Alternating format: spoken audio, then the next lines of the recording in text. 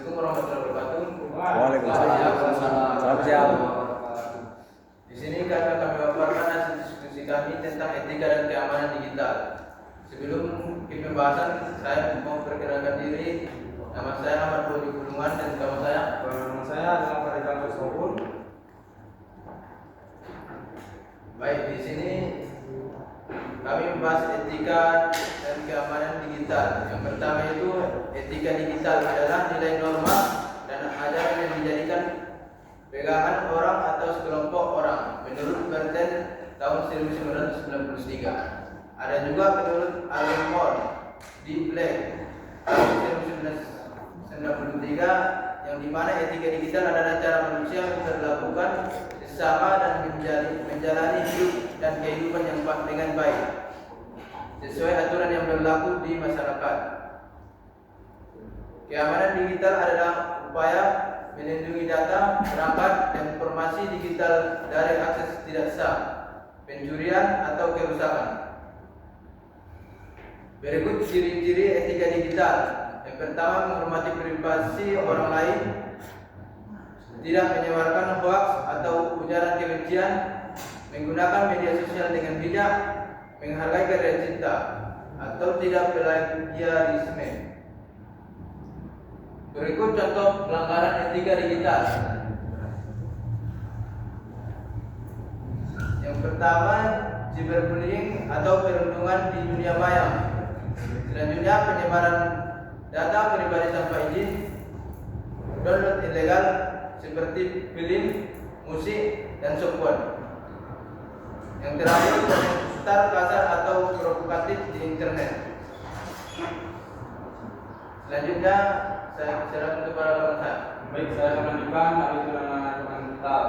Pertama yaitu gunakan sandi yang kuat dan berbeda. Contohnya seperti kita ingin membuat seperti akun email, kalau bisa menggunakan sandi itu seperti huruf besar, huruf spesial dan serta angka. Baik, yang kedua adalah aktifkan verifikasi 2 angka atau 2 FA. Yang dimana nanti kita ketika mengaktifkan ini kita akan diberikan kode oleh dari email langsung, dan itu kode akan harus disimpan di HP kita agar tidak kehilangannya. Yang ketiga itu jangan diketahui mencurigakan, seperti yang kalau misalnya teman-teman pernah lihat kan ada orang yang mengirim link atau link ke kita itu sepertinya link phishing gitu untuk membobol konten di kita. Yang keempat itu selalu perbarui perangkat lunak. Di HP teman semua kan pasti kan ada tuh namanya pembaruan software. Nah itu jangan lupa diperbarui karena itu juga bisa menghapus semua virus serta dengan resiko kebobolan di digital tadi. Itu ancaman keamanan digital. Yang pertama phishing, penipuan atau penipuan lewat email atau website palsu. Nah seperti ini biasa sering terjadi ketika misalnya ada email dari orang mencurigakan yang mengaku-ngaku dari pihak bank yang mana kita harus melakukan ini supaya kita untuk supaya kita disuruh untuk mengamankan akun kita. Yang kedua itu malware, software berbahaya yang bisa mencuri data. Seperti kita tuh misalnya download dari aplikasi atau game bajakan itu dari ROM gitu atau dari website kan. Nah itu nanti ada beberapa persen kesempatan itu orang itu akan mencuri data kita gitu. Yang ketiga tuh hacking, akses ilegal ke sistem atau akun.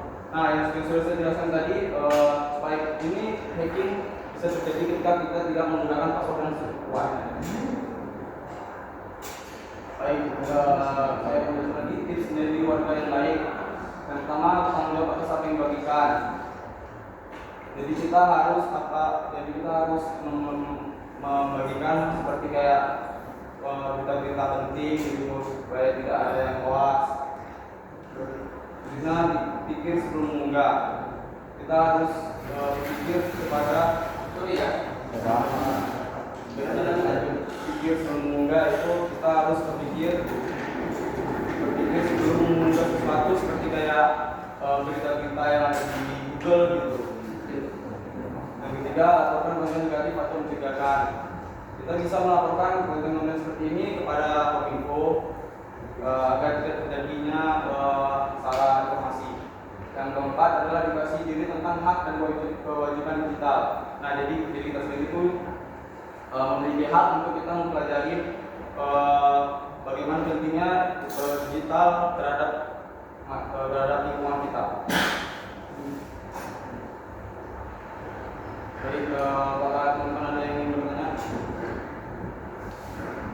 Baik, di sini saya mau nanya tentang keamanan digital tadi. Dimana sekarang kan banyak yang menggunakan media sosial seperti Facebook, TikTok, sampai lain-lainnya.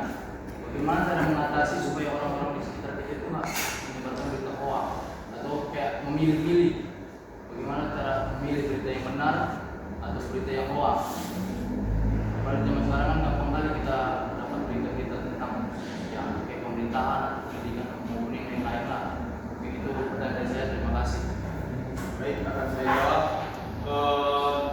Bagaimana cara kita akan tidak suatu berita hoax gitu ya? Antara memilih mana yang Memilih berita yang benar, mana yang hoax. Oke.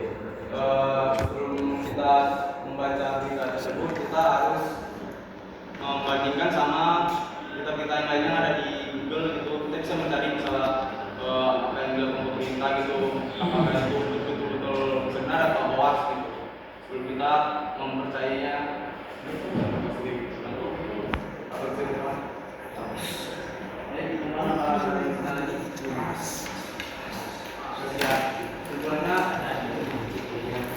Kesimpulan dari apa kami ini yaitu etika dan keamanan digital penting untuk menjaga ekosistem dan kesehatan.